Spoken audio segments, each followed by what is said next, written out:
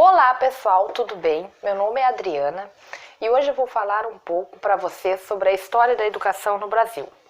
Bom, o tema que eu escolhi é a educação no período jesuítico.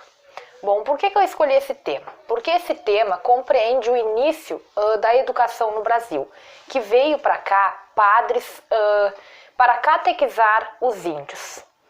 Quem liderava toda essa equipe de padres que vieram para cá, para o Brasil, era Luiz Inácio Loyola. Por que Luiz Inácio Loyola foi escolhido para ser um dos liderantes da Companhia de Jesus?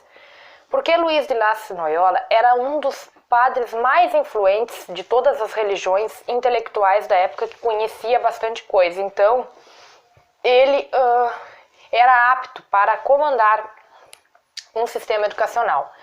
Bom, um dos lemas da educação comandada por Luiz Inácio Loyola era virtudes e letras, com o único objetivo de catequizar os índios.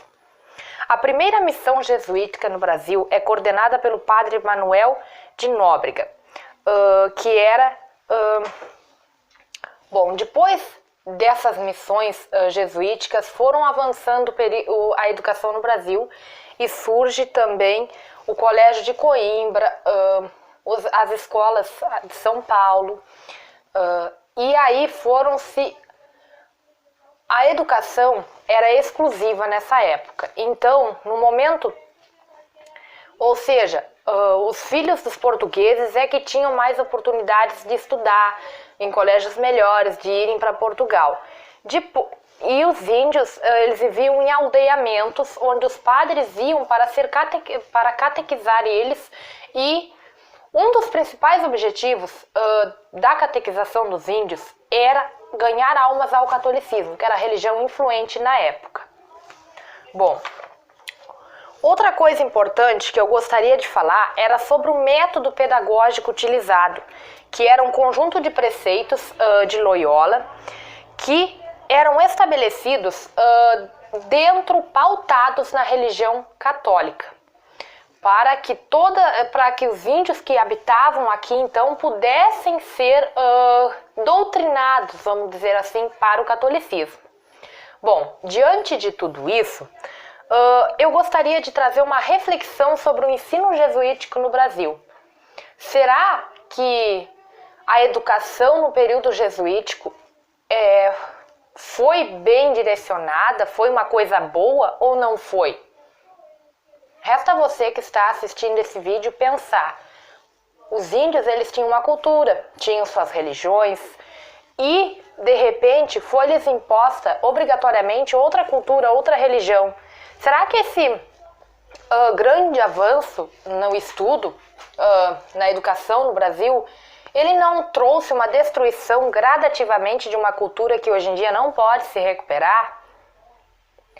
Teve avanço, sim, teve, mas a cultura, a origem do nosso país talvez foi se perdendo paulatinamente. Então, recapitulando tudo o que eu falei, a educação no Brasil no período jesuítico era exclusiva, ou seja, apenas uma parte da elite da sociedade poderia cursar. Bom, os padres que vieram para cá eram organizados em grupos. Dentro desses grupos, os padres mais influentes, os bilíngues que chamam, que tinham mais facilidade de aprender as diversas línguas dos índios, eles eram colocados por, liderando as equipes. Então, eu gostaria de agradecer a você que está ouvindo esse vídeo. Foi um prazer para mim poder falar um pouco da história do período jesuítico no Brasil. E ali embaixo eu lançarei um artigo que é muito bom. Eu colocarei o link de um artigo que é muito bom, que explica mais, se você quiser saber mais detalhes sobre essa história sobre a história da educação, se você quer se aprofundar mais nesse assunto.